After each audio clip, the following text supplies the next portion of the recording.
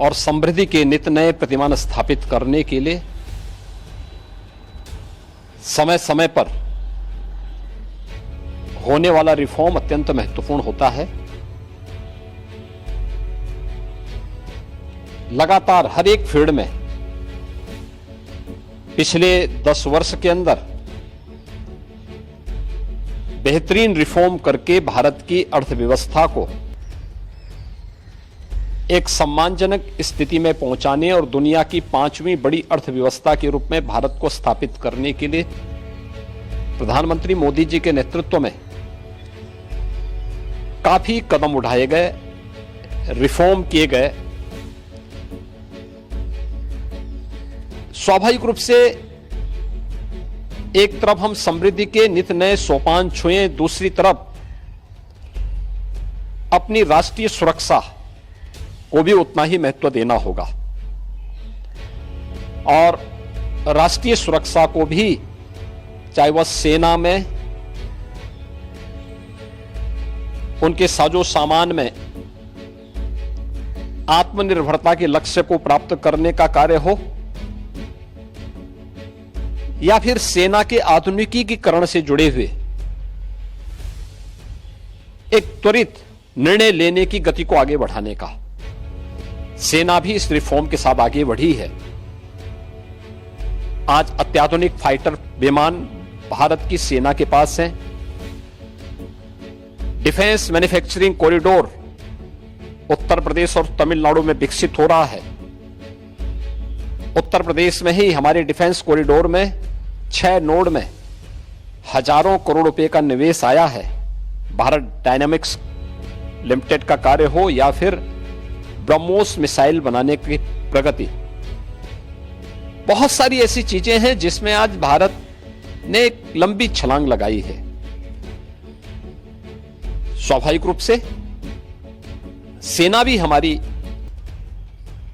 इस गति के साथ, इस रिफॉर्म के साथ आगे बढ़ सके। अग्निवीर की योजना भारतीय सेना में इसी देश से आगे बढ़ाई गई है। युवाओं के मन में एक उत्साह है। 10 लाख अग्निवीर भारतीय सेना के अग्निपथ के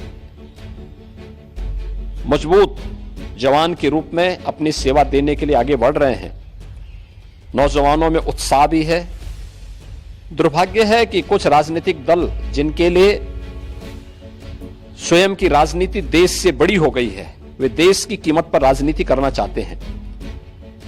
उनका काम ही है कि हर रिफॉर्म वाले कार्य को, हर प्रगति वाले कार्य को, हर समृद्धि वाले कार्य में टांग अड़ाना, अनावश्यक व्यवधान पैदा करना, गुमराह करना, भड़काने की बयानबाजी करना, और लगातार उनके द्वारा इस प्रकार के कृत्य किए जाते रहे हैं। और इस मुद्दे को लेकर के भी विपक्ष ने लगातार गुमराह करने का प्रयास किया। आज अग्निवीर में जहां युवा भर्ती हो रहे हैं, एक ट्रेंड युवा अग्निवीर की सेवा को पूरा करने के बाद उन्हें सेना में भी अच्छा अवसर प्राप्त होने वाला है। पैरामिलिट्री में, सिविल पुलिस में और विभिन्न सेक्टर में भी उन्हें समायोजन करने के लिए व्यवस्था दी जा रही है। बीएसएफ ने, सीआरपीएफ ने, सीआईएसएफ ने, अन्य तमाम हमारे जो पैरामिलिट्री हैं, उन्होंने भी इस बात की घोषणा की है और उत्तर प्रदेश सरकार ने भी इस बात को कहा है कि अग्निवीर की योजना जैसे आगे बढ़ती है और जब ये अपनी सेवा के बाद वापस आएंगे तो हम उत्तर प्रदेश पुलिस सेवा में, पीएसी में इन नौजवानों को प्राथमिकता के आधार पर समायोजन की एक सुविधा देंगे, वेटेज देंगे।